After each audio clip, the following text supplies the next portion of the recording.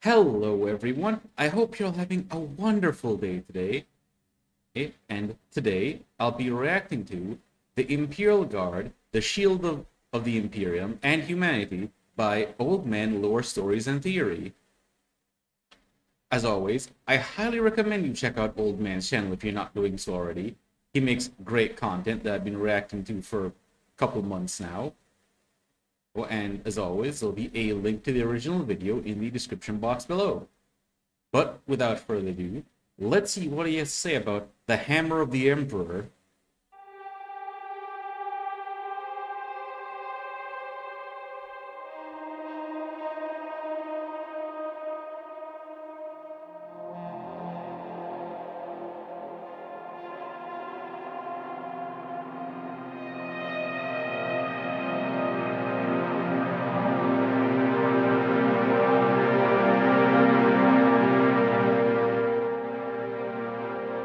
What I remember most about the Battle of Avogan was the confusion and the colossal scale of death. We fought like heroes, like each building that had even one guardsman inside was a fortress against the enemy. Every soldier fighting in the basement or under the stairs stood his ground alone and accomplished the task on his own. But as in city fighting, each soldier has to be his own general.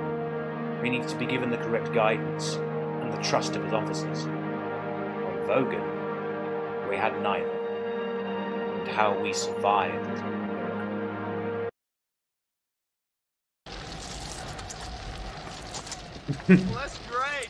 That's just fucking great, man. Now what the fuck are we supposed to do? Where's the real fruity shit now, man? You finished?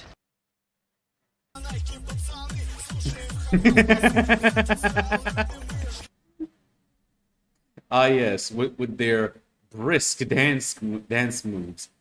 Who's the Vestroyan firstborn.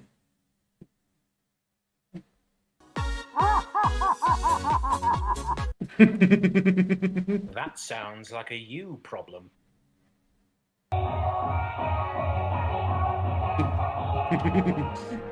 From the sands of Talern to the jungles of Catachan, to Terra itself and beyond, there are a myriad of planets within the Imperium that are as different as night and day.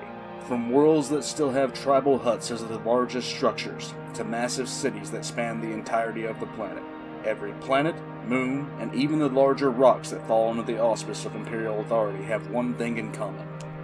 They all contribute in one way or another to the Imperial Guard. The Imperial Guard is titanic in scope, drawing from almost every inhabited area of the Imperium, and will almost always be found front and center in any engagement. In every tale of war that the Imperium fights in, the Guard is there, carrying their mass-produced weaponry that is only ever useful in seemingly endless volleys. There is so much about the Guard that is simply taken for granted by many of us who enjoy this setting, but I love the Guard. While stories And I love them too. They're actually one of my favorite factions in 40k.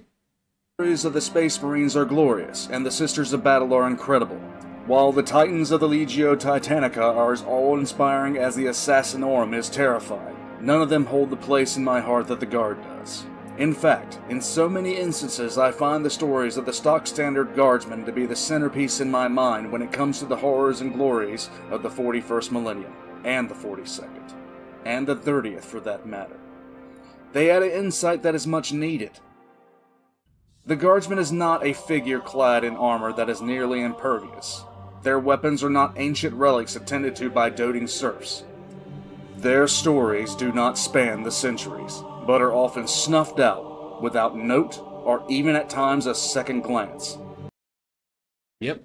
Because with the horrifying things that the average guardsman fights, like, they die in droves.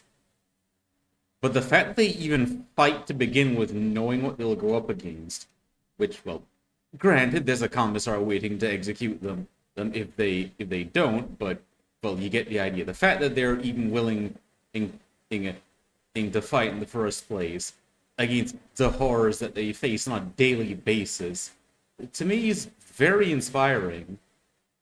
The stories of the simple guardsmen are those of humanity itself.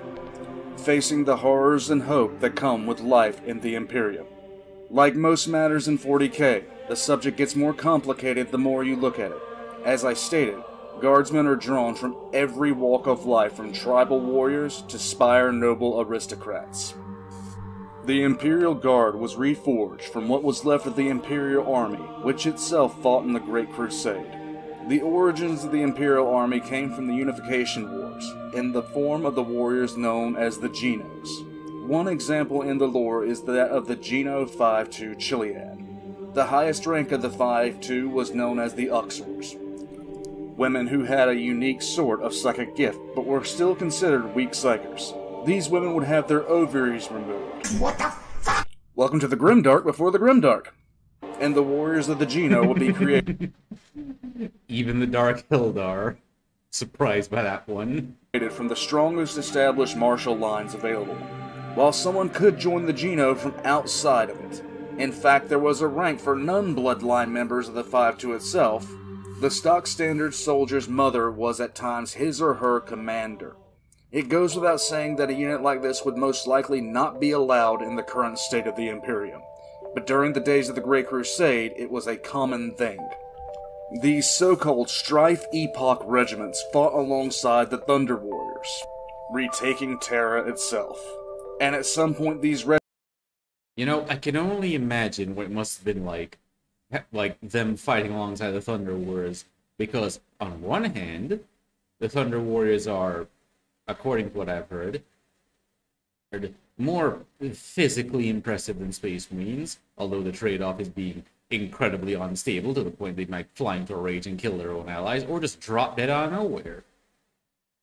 But, yeah, just knowing that that could happen, that the guy you're fighting with could just keel over for seemingly no reason, because some of his organs just stop functioning, or fly into a berserker rage and be just as likely to kill you as he is to kill the enemy.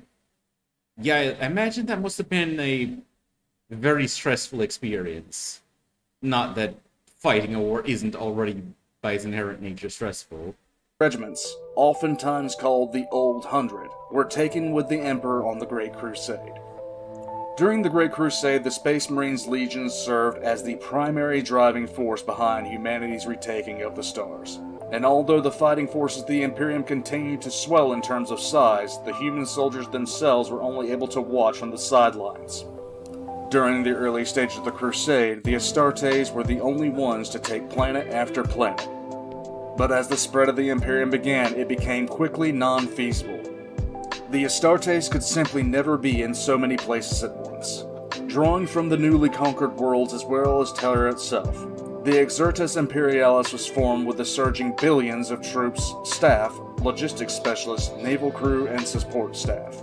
From within this organization rose the precursor of what is now known as the Departamento Menatorum, the Corps Logisticae. Considered controversial at the time, but completely expected in the current age of the Imperium, the Corps Logisticae surveyed and calculated the capabilities of a planet in terms of resources, population, technological level, and other capabilities. And all of this was done to assign a specific tax to the planet and its inhabitants. Yes, and if I don't pay up, I'll go to jail for tax evasion. I'm crazy enough to take on Batman, but the IRS, no, thank you. This tax, known as the Imperial Tithe, was assigned to every world regardless of And yeah, speaking of which, by the way, that little bit from Batman the Animated Series is, yeah, no, the Joker said he'd go to jail. Not Arkham, but jail. Population or any other factors. Every tithe contained within it the required amount of supplies that would be sent out from the planet itself to the wider Imperium, from food to cloth, tanks to body armor.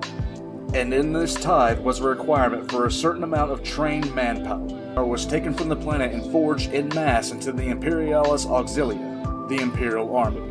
Before long, it was a common thing for some of the legions to fight alongside Imperial Army regiments, placing most of the army under the direct command of the Primarchs themselves. But after the outbreak of the Horus Heresy, it became clear that the decision had been made in error.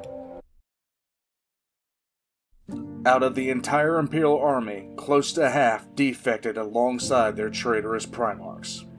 While the Horus Heresy was a disaster for the entirety of the Imperium, the plight of the army was one that was even worse. On both sides of the war, waves of humanity were slaughtered, partially due to absolute necessity, but also due to the inability of the human soldiers to both stand up with and against the power of the legions. There are no records that state the amount of loyalist or traitor dead, but the number stretches far into the billions on both sides. In fact, if we were to look at the battles involving the army during the heresy and subject them to our own modern-day standards, Rogel Dorn would have been stripped of command and put on trial.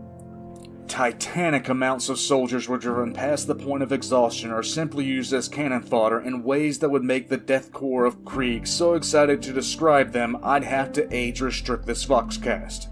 It is not to say that in any way Rogel Dorn was incompetent or heartless in the employment of the standard humans, but the regular humans were simply not able to compete in any way with the assembled might of the legions that bore down on them. And if any of you have watched Astartes, that's a pretty good representation of what happens when normal humans fight the Space Marines. It is just not fair. They get gunned down like it's nothing. To be honest, this was a very common thing.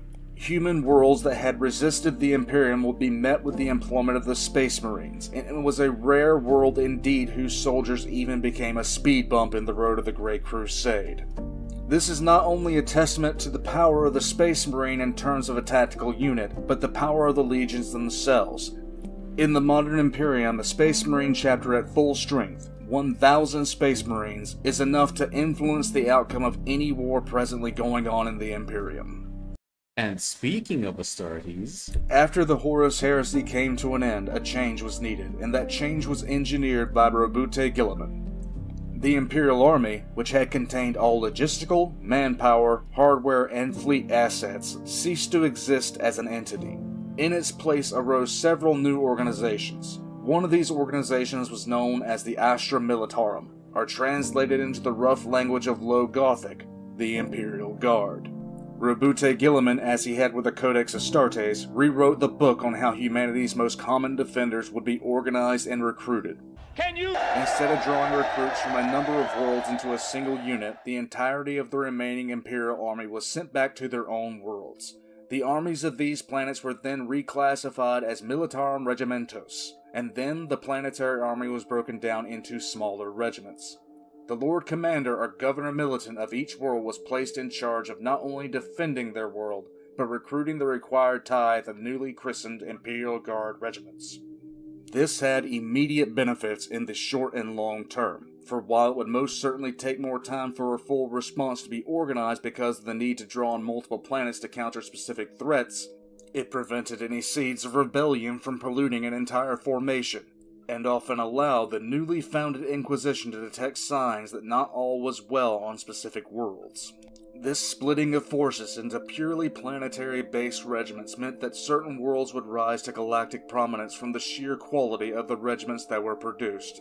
And in an Imperium that consists of over 1 million inhabited worlds, there are few military men who do not know the names Mordia, Catachan, Talarn, or Elysia.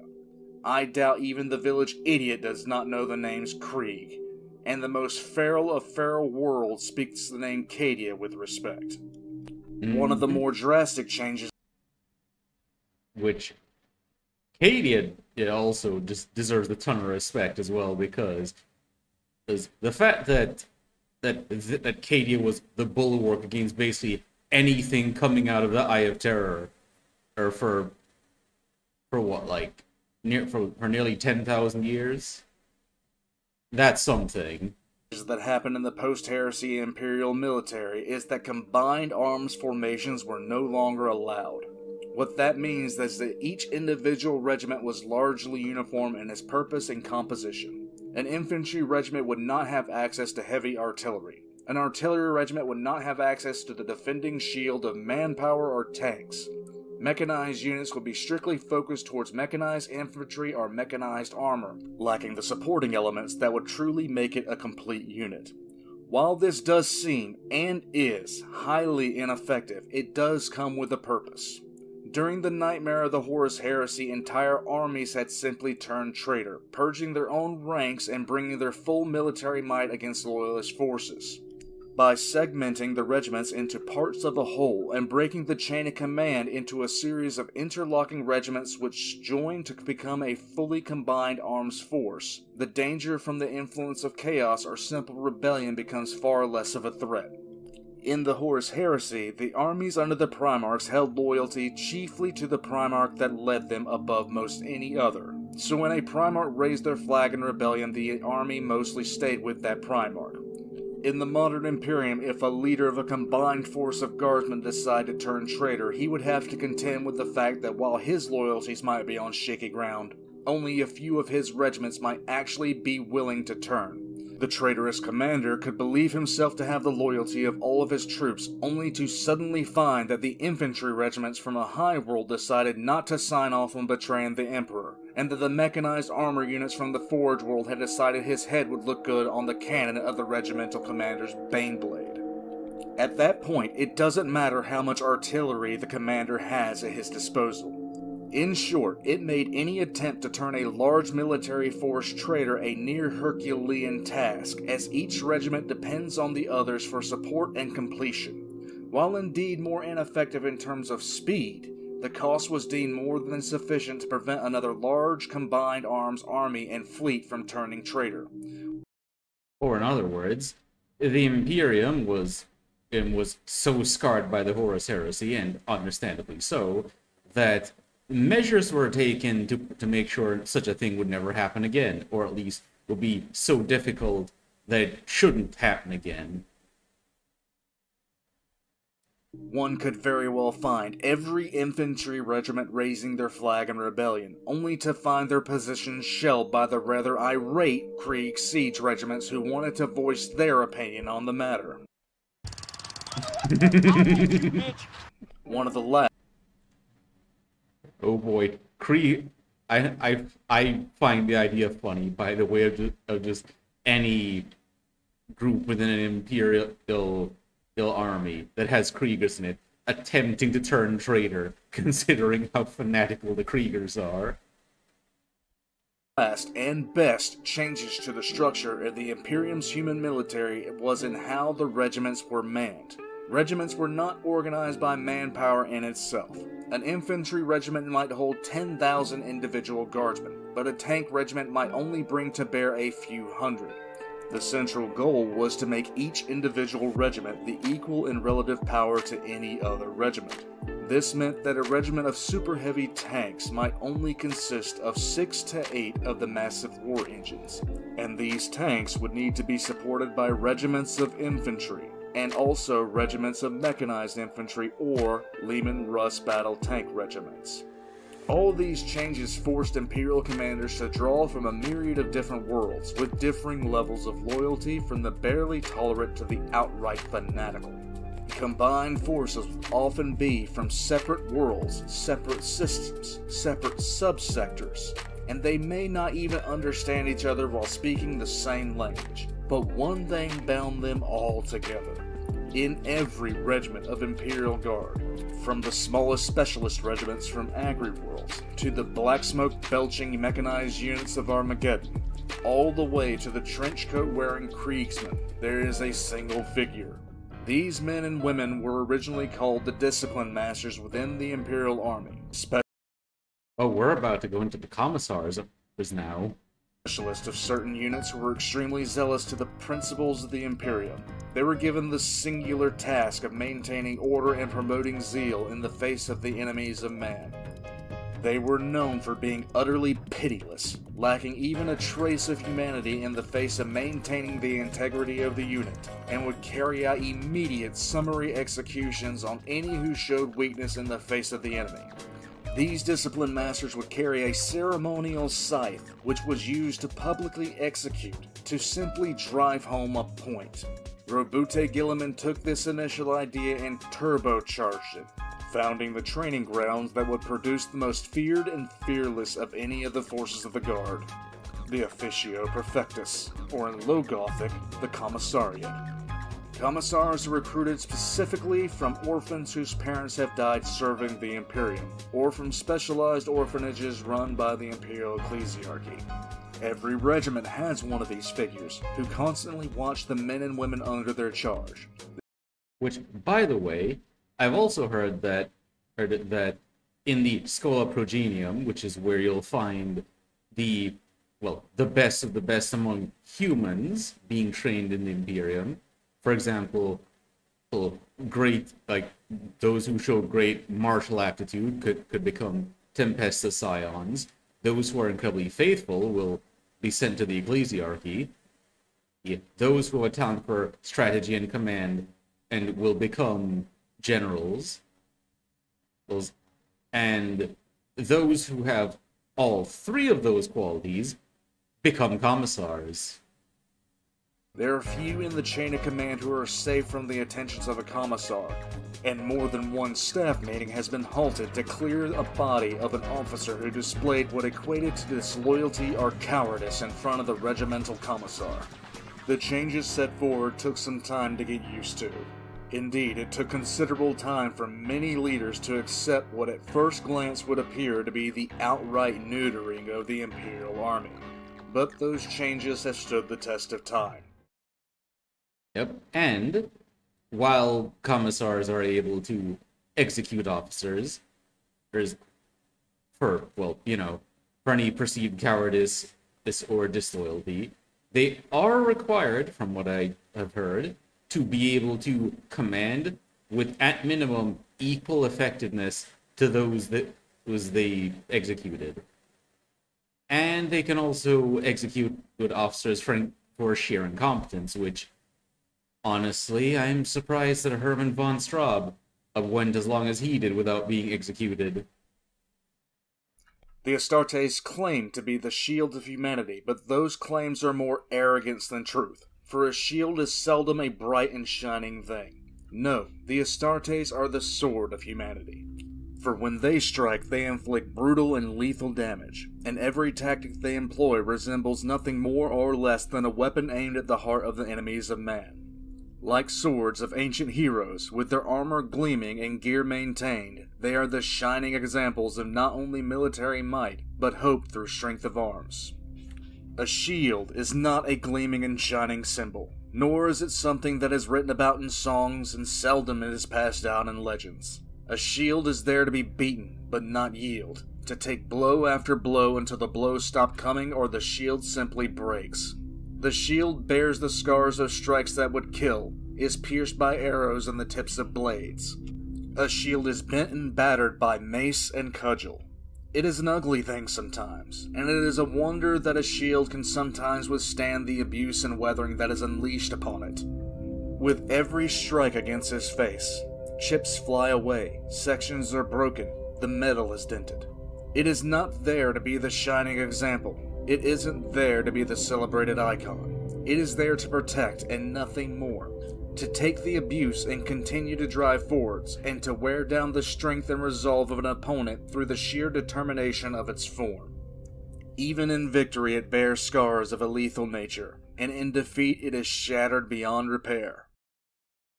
If a warrior's sword breaks, it is an ill omen, a sign that disaster will soon come to him, the loss of a true companion that has won them victory after victory. If a warrior's shield breaks, or is battered too badly to be used, the warrior simply tosses it aside and finds another, rarely even glancing at the very thing that has saved his life from spear and arrow, from sword and hammer. Disposable, uncelebrated, unremembered, battered and bruised, with completely acceptable losses. No, the Adeptus Astartes are not the shield of humanity. That title belongs completely and solely to the Imperial Guard. Men and women drawn from almost every world of the Imperium in their masses, trained to stand and not break against the greatest horrors ever witnessed. Side by side, shoulder to shoulder, a shield against the darkness. Humanity's shield is the Guard, and it is battered. Pieces are missing. There are scars that run so deep it's a wonder it still functions at all. But it persists, and it still guards humanity. Which, by the way, That's also one of the things too about it, just the fact that the guardsmen tend to die in just droves.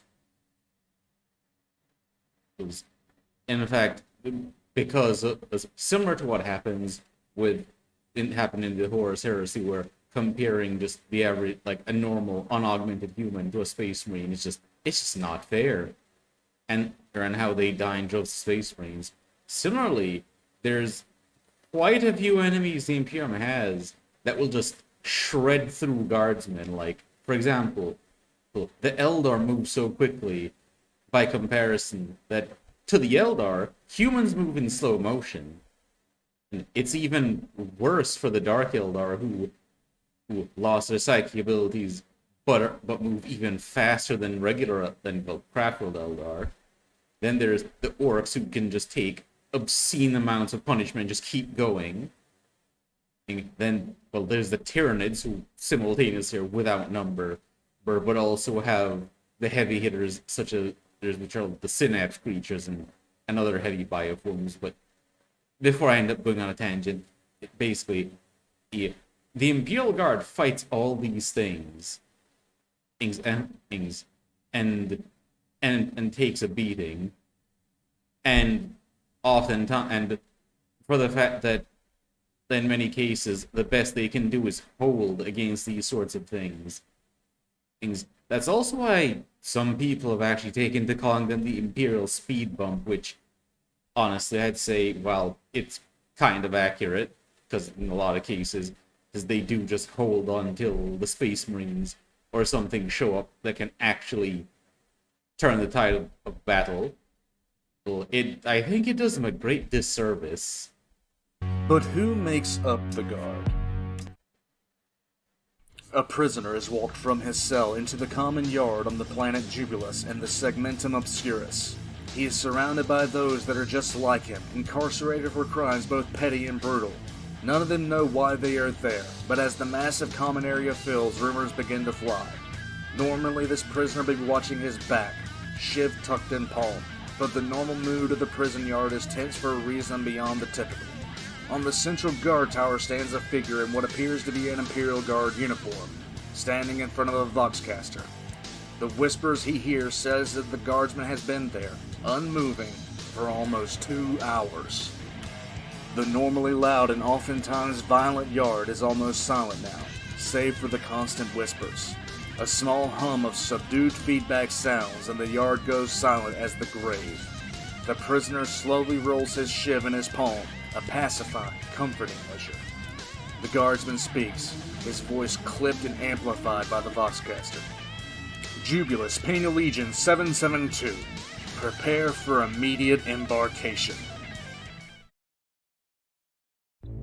A man in his late 20s stands on the parade ground at attention. He has been training his body and mind for as long as he can remember, and every year since he was 16 he has come to this same training ground, hoping, waiting, praying to the Emperor that this year he gets the nod. Maybe it will be this year he gets accepted. This year, as of all the years before it, he has come with the rest of the Planetary Defense Forces to Nova Bella's sole parade ground. Please, he mentally whispers to himself as out of the corner of his eye he sees a captain of the Imperial Guard. The hopeful's eyes remain locked ahead, knowing that if the captain does not take him, he may well never get another chance. He would live out the rest of his days toiling in the fields, never knowing life outside of merely existing. As the captain moves in front of him, he feels the woman's eyes on him, studying him with her arms crossed. Her finger twitches in his direction. It takes every bit of composure he carries not to simply be in shouting in pure joy.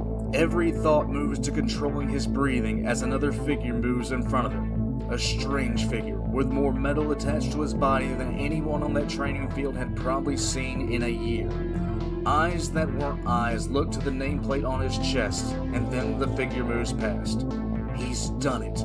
He will leave this planet. He won't live and die as a farmer in this impoverished world any longer. He is now a member of the Nova Bella 7th Imperial Guard Regiment, the 2nd regiment raised in almost 20 years.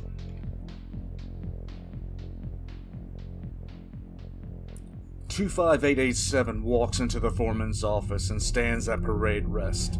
The sound of the foundry was ear-splitting even within these walls, but it had never bothered the youth. He had been hearing it for most of his life.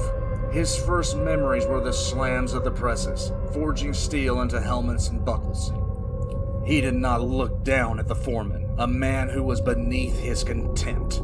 He just stood silently and waited. The foreman said nothing, continuing to work with the only arm he had, before he finally took hold of a small slip of paper.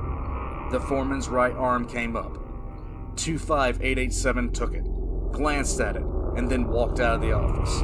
There were no words.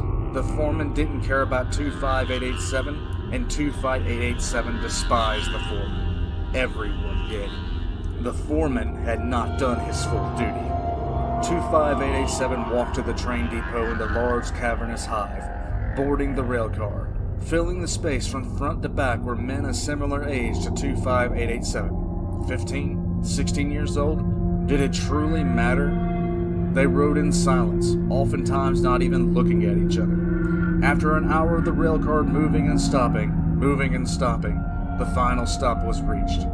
Everyone in the railcar moved orderly to the exit, all of them carrying the same small slip of paper that 25887 carried in his right hand. As he stepped off the so a bunch of factory workers from the Hive World are getting drafted too. The railcar, he looked to his left, as most of the departing youths did, to see a figure in a trench coat. The youth felt at ease, seeing the stack of papers in the hand of the figure. As he closed in, the head of the man in the trench coat turned towards him. Twin glass plates hit his eyes, as a thick mask obscured his features. 25887 handed him the paper his foreman had given him. An hour later, 25887 slowly drew a similar mask up and over his head, and then breathed in hard as he had been instructed. The soft click of his respirator activating was the only thing that day that brought the twinge of a smile to his face. No, he wouldn't be like the foreman, having failed his duty to the Emperor. He would fight and die for the Emperor, for Krieg. And through his sacrifice, helped absolve at least some tiny portion of Krieg's sin for having rebelled against the Imperium.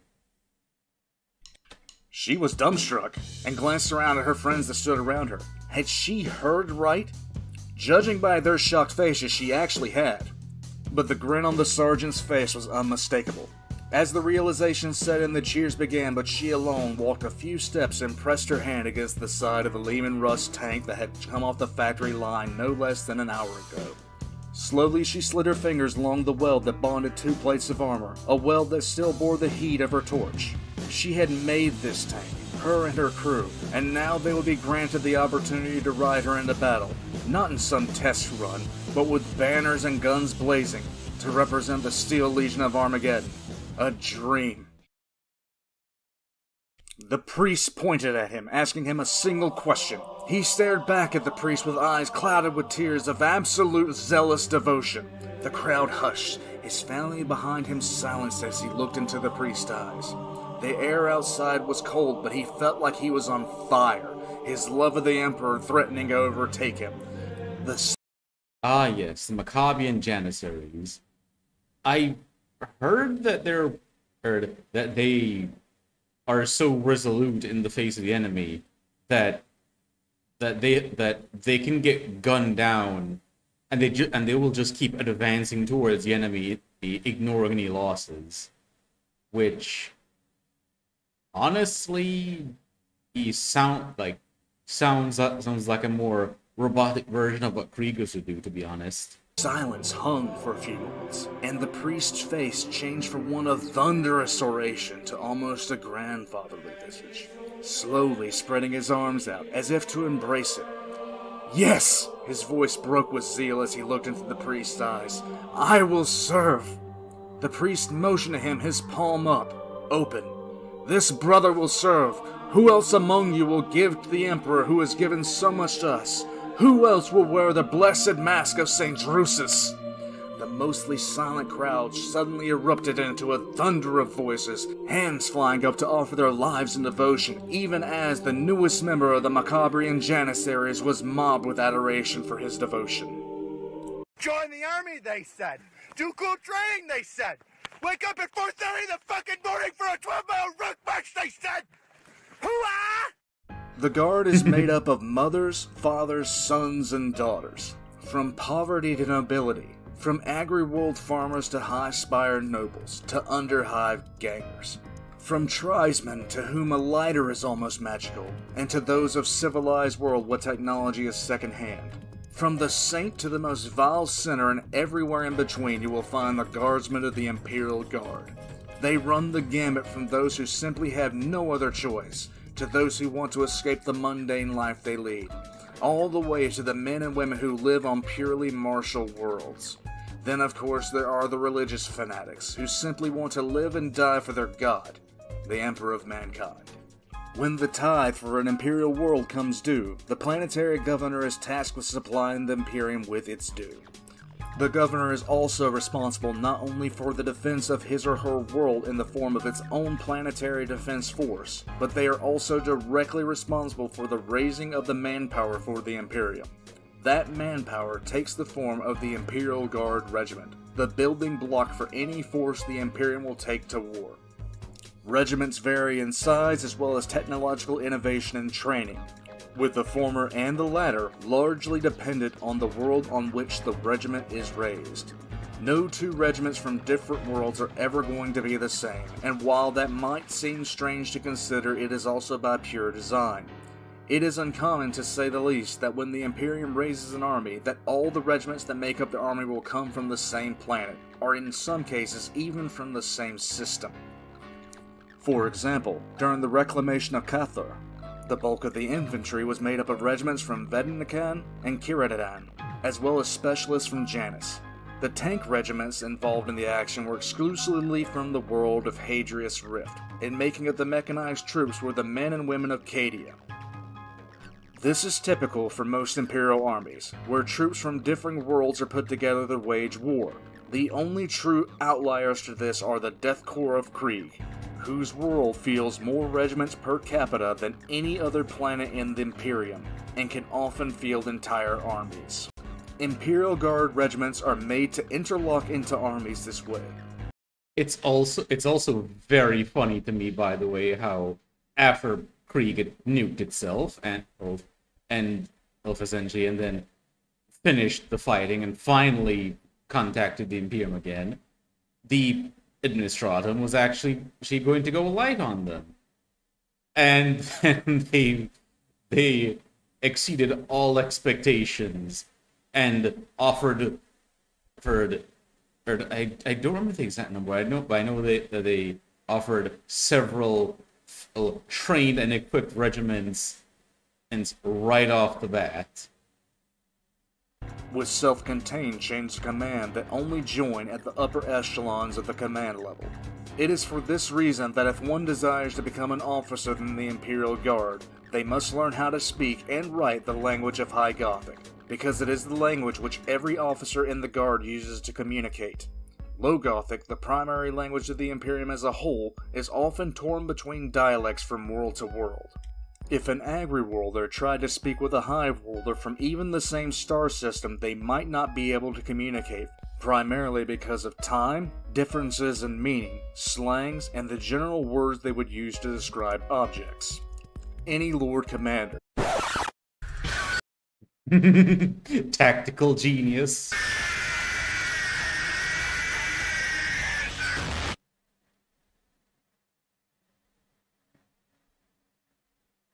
Tasked with assembling an army is going to consider these things, but they are also going to think about something far more basic than just fitting specific regiment types into spots to fill out his forces.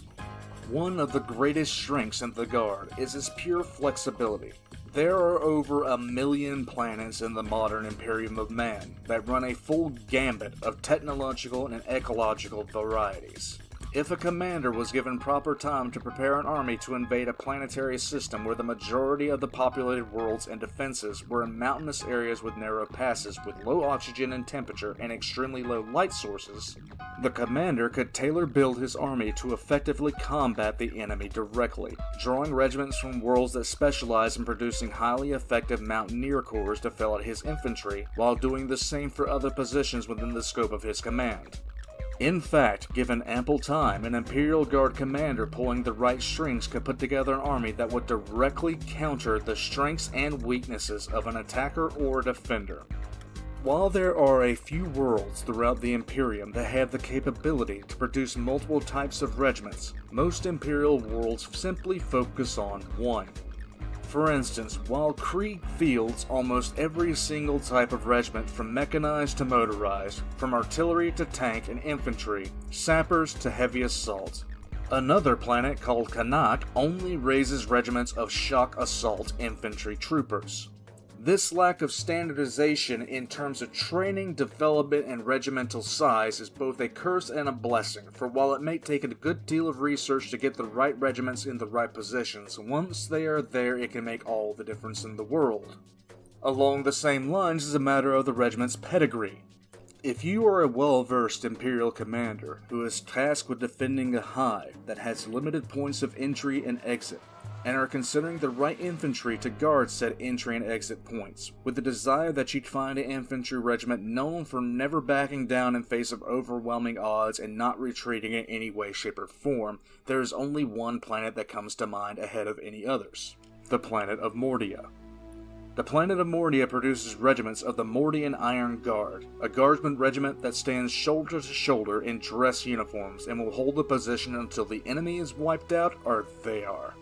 A member of the Iron Guard is so specifically trained to maintain complete discipline that the concept of even shitting without being told to push is alien to them.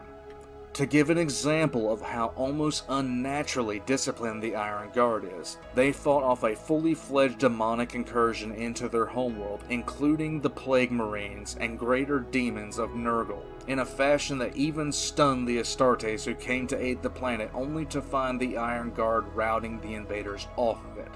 They have an extremely well-deserved reputation for following orders to the absolute letter without complaint and holding the line against an enemy without faltering. To defend a hive with only a few points of entry, look no further. I've also heard that the Mordian Iron Guard are one of the Imperial Guard, I've heard that normally Imperial Guardsmen aren't issued frag grenades. But it's like they can get them, but that it's not a standard part of their kit. But that squads in regiments of the Mordian Iron Guard will be issued frag grenades because they're so well disciplined that their commanding officers know that they're not actually going to use the grenades prematurely or, well, at all unless told to, and that their las guns are one of the models that has a high-powered setting that allows you to put a nice burning hole through a target, but it wears down the las gun more quickly. But again, with the discipline, and they have this partly because they'll only switch on that power setting when ordered to. Any Lord Commander who is worth the uniform he put on will be taking these things into account. If the choice was to be between the Harakani Warhawks and an Agriwold regiment as far as which one would garrison a small town and which one would support an assault, the choice becomes apparent. This is one of the times that lack of standardization becomes a benefit to the Imperium, because while this lack of standardization allows for the mundane, it also allows for the exceptional. While there are as many differing Imperial Guard regiments as there are worlds that birth them, there are some worlds that have set themselves completely apart based purely on the regiments they produced. Worlds such as Catachan, with its famous jungle fighters, often called upon when the target world is rich with thick jungle and plenty of orcs to kill. Worlds like Krieg, who Also, though, how on Catachan, literally everything is trying to kill you. whose dour and unflinching deathcore have broken sieges that have lasted years. Worlds like Cadia, who have defended their homeworld against siege after intense siege, and whose uniform and style has been copied on worlds uncountable. Worlds such as these have nothing in common, save a martial lineage that has been channeled. These regiments and their specialization is yet another side effect of the lack of standardization that actually benefits humanity. But as I have stated, there are massive drawbacks to the Astra Militarum. One blatant flaw is the very same lack of standardization in the quality and caliber of the troops. What are you looking at, ass? Nothing, sir! You plotting on me, boy? Yes. More than a few regiments have simply been wiped out because they were unprepared to deal with the forces they were up against, or simply turned traitor in the face of the horror of chaos. This is why the Commissars exist, to literally make these troops who would turn tail and run stand and fight, and they typically do this by making the Guardsmen fear the Commissar more than the enemy. The largest drawback in my mind, and one that explains quite a lot about the state of the Imperium in the 41st and 42nd millennium, is that when one simply draws manpower from a large pool of worlds to train an army, it becomes more efficient in one regard over all others: paperwork. The largest organization in the Imperium is the Adeptus Administratum, and that is for a reason. Forming an army from scratch and training it, equipping it, and transporting it is far less consuming in terms of both organization, time, and effort. One of the reasons the Imperium's bureaucracy is so buried behind mountains of paperwork is the Guard itself. It is far easier to handle the bureaucracy and logistics of one singular army than to handle 50 regiments that all have their own standalone requirements and needs. It is the lack of standardization that makes this process even more time-consuming, because each individual Guard regiment will have its own specific needs that fall outside the norm regularly. It is the very nature of the Guard that makes it so hard to assemble. Putting together an army drawing individualized regiments from different worlds is a Herculean logistical effort, and a bureaucratic nightmare almost beyond countenance. Take our own real world into consideration. The largest office building on the planet is the Pentagon, and that building serves the branches of the U.S. Armed Forces. It is not the only building that actually serves the needs of the soldiers, sailors, Marines, and airmen of the United States, but it is the primary. Now simply take the Pentagon itself and copy it 1,000,000 times over, and then multiply that by the amount of regiments raised from a typical world in the Imperium. The logistics and bureaucracy quickly spiral out of control. The Astra Militarum is a bureaucratic nightmare. And this being the nightmare that it is leads me to believe that the Imperial Guard was not going to be the finished product. There was going to be refinement done by Roboute Guilliman before he was interred due to his wounds suffered. Even the most incompetent administrator would understand that breaking regiments down into their base forms and then using them in the manner that the Imperial Guard does would lead to a massive series of backlogs using military requisition and any other kind of supply request or allocations. Each Imperial Guard regiment has very specific needs. Each one of them has different technology levels, and why would you give a shock assault troop from Kanar a shipment of long lasses? They use knives, and I'm not even sure the troops of Kanar actually understand what a lasgun is or how it operates. The same could be said about the Harakani Warhawks. What use would they have for standard flak armor? They use armor tailor-made for their grav chutes to function as drop troopers. What use would they have for standard Imperial Guard flak jackets? With that equipment in mind, if one were to take an image of the Guardsmen, what would they see? What gear would the standard infantry guardsmen have? What weapons? Most Imperial Guard regiments make use of the M35 Galaxy pattern. Also, it's for this reason why it is that similar to that. Like the Space Marines have a similar situation, despite the Codex Astartes, where different chapters had their own specializations, and why when I used to be in the Versus community debating in like, you know, matchups between different sci-fi universes is that whenever someone wanted, like whenever someone wanted to compare Imperial Guardsmen or Space Marines to something like, say, Clone Troopers from Star Wars, the first question was, okay, which regiment or which chapter? Because saying standard doesn't exactly work there. Lasgun, and have for the last 5,000 years. Easy to maneuver and to maintain, and not requiring ammunition save for a few power cells that can be recharged. A single shot from a lasgun is capable of blasting a limb clean off a human body, and it often does. It is a laser weapon, firing a beam of intense heat at pinpoint accuracy, that also has a lug to mount bayonets for close quarters combat. There are many variations to this weapon, but it has its drawbacks. The first and most glaring is the lack of capability against armored targets, and even the very skin of some Xenos. Largely ineffective outside of mass volleys against such targets, the lasgun has been nicknamed the Flashlight by certain members of the 40k community. The standard guardsman will wear a flak jacket of what equates to Kevlar, leaving them free to maneuver. But again, this armor, against the threats that the guardsman will typically face, is often woefully insignificant, as it will not stop the brutal punch of a plasma rifle, nor the monomolecular edge of an Eldar sword. They will also carry a combat knife, basic medical supplies, and a copy of the Imperial Infantryman's Uplifting Primer, which is a book that if you mess up or write in it, the commissar of the regiment will shoot you.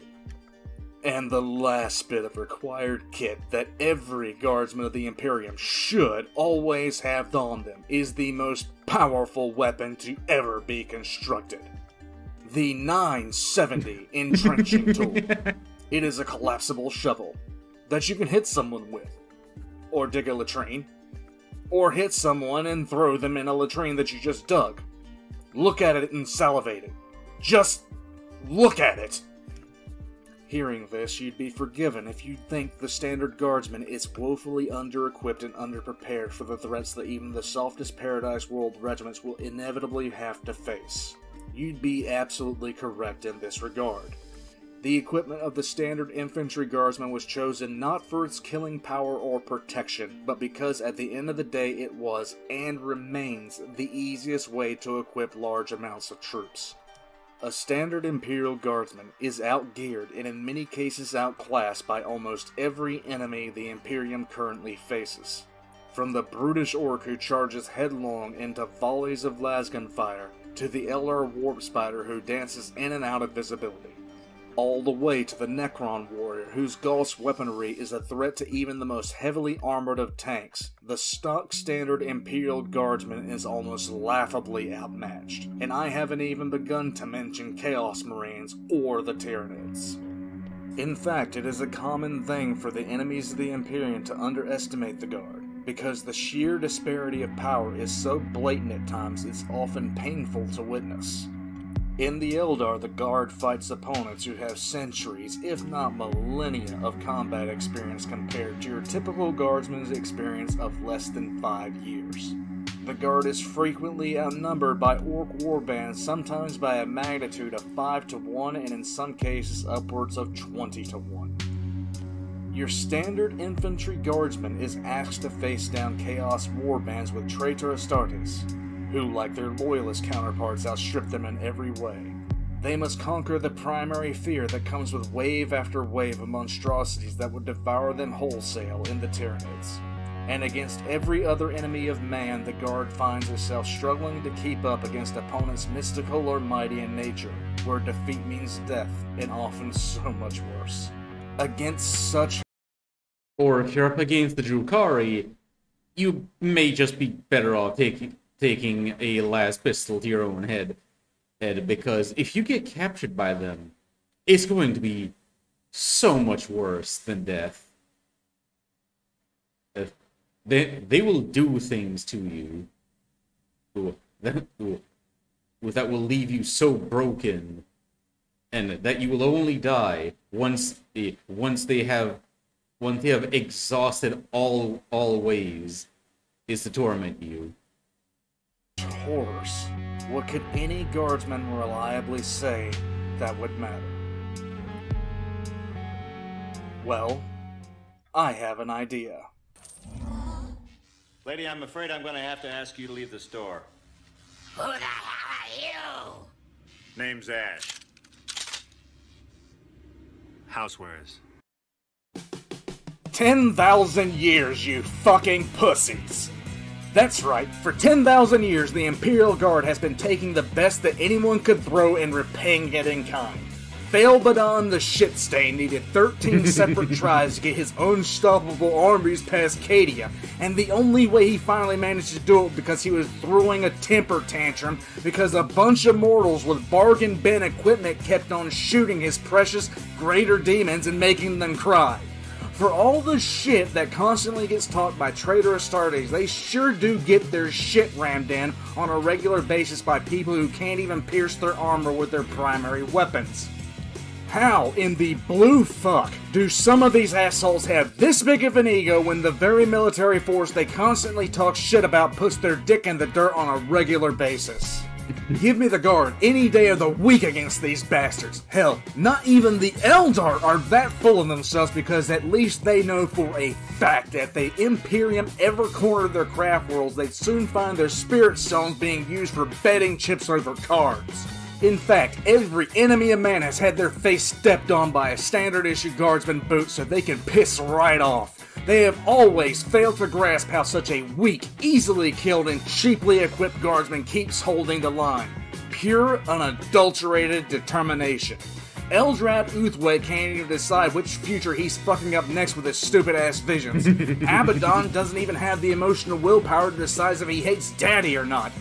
The Tau can't even remember what the greater good was yesterday if the greater good of today tells them to shove a corn cob up their ass. But the Guard?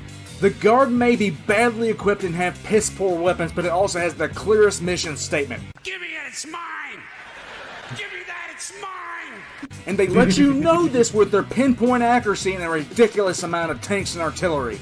Find me one Eldar that has half the determination of a Krieg's Guardsman. Find me a single Chaos Marine who has a percentage of the discipline of the Mordian Iron Guard. Find one damned orc in the galaxy who understands the words operational integrity. Find a Tau that shouldn't be exterminated. None of these things exist! And what's even funnier is when I hear people from other fandoms like Star Wars trying to talk shit and say the Imperial Guard wouldn't stand a chance against fucking stormtroopers. Are you shitting me? The Guard is Exactly. fought against demons from their worst nightmares, orcs in their billions, knife-eared fucks that want to turn their skin into festive lamps, and literal fucking Terminators, and they've held the line against that for 10,000 years.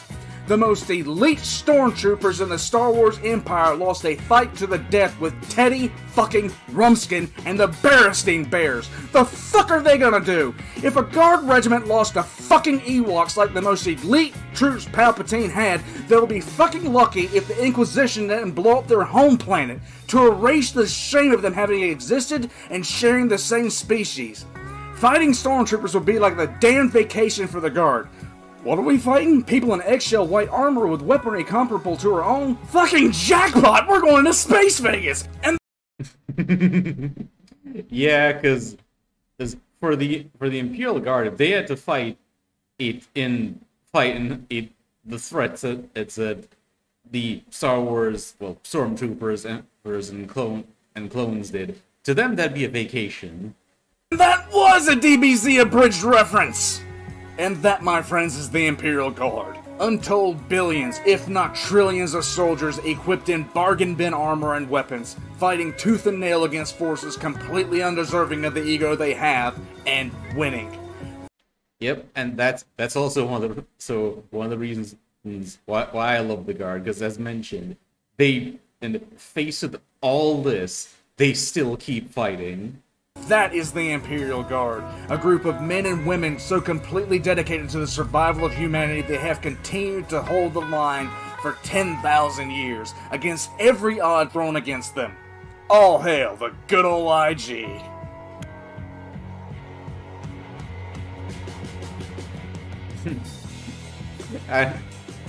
This is a blast to watch, and I really hope you guys enjoyed watching with me. Yeah. Again, definitely check out Old Man's channel if you haven't done so already. These videos are always fun to watch. And if you had fun watching with me, then I'd appreciate if you like, comment, and subscribe. But until next time, ta-ta!